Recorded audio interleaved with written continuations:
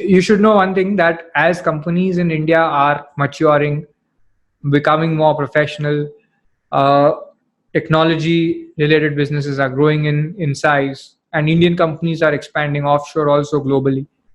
So what is happening is that there is a huge demand for in-house counsels to possess skills which are very specific to that company and that sector. Okay. So since in-house counsels work in the same kind of company for over a period of time, they end up acquiring a lot more technical knowledge about their relevant industry and company and work than people working in corporate law firms. People working in corporate law firms will have a sense of M&A transactions, capital markets, banking, finance, the regular practice areas. But when you talk about specific legal and regulatory provisions pertaining to that organization, then usually in-house counsels are the ones who specialize. And there are many kinds of legal work, or legal, strategic and business related work, which is never going to go out to a law firm. It will always be performed by an in-house counsel.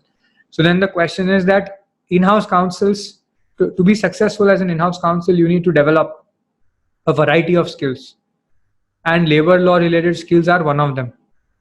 So you will of course develop your understanding of corporate law, raising investment, FDI.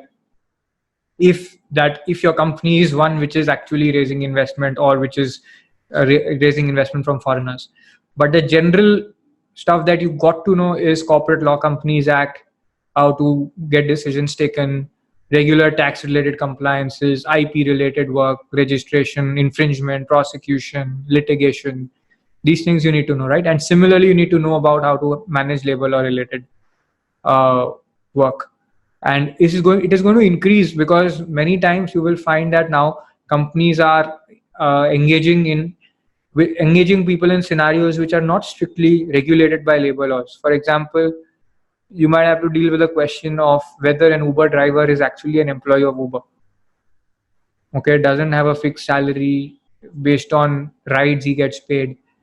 Okay, he may drive his own vehicle in a lot of cases. So these kind of gray area issues arise, and whenever there is innovation, there is this gray area that arises. And to be able to deal with the gray area properly, you need to know what is black and white. Then only you can add your own interpretation to it. Or there could be this issue that many people are handling a remote workforce. Okay, now many people are building a remote workforce. So then do they have to comply with different labor related laws? Do they have to give, let's say, maternity related benefits to them? Do they have to pay gratuity? Can they engage them as consultants? Okay, that becomes an important question.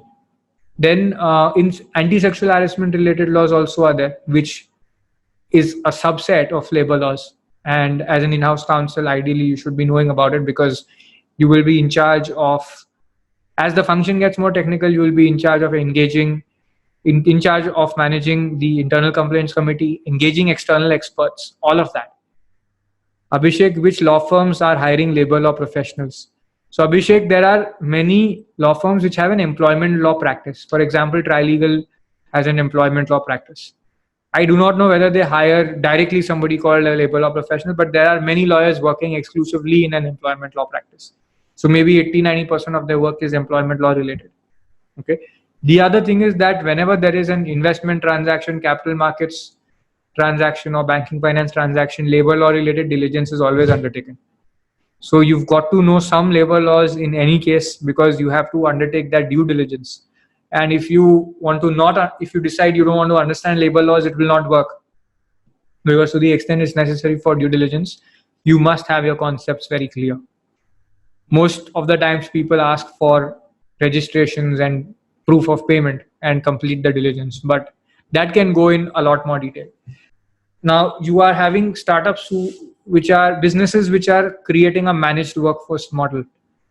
Okay, where somebody can hire you as an external consultant, but you will send people to them at their workplace, but they will pay you.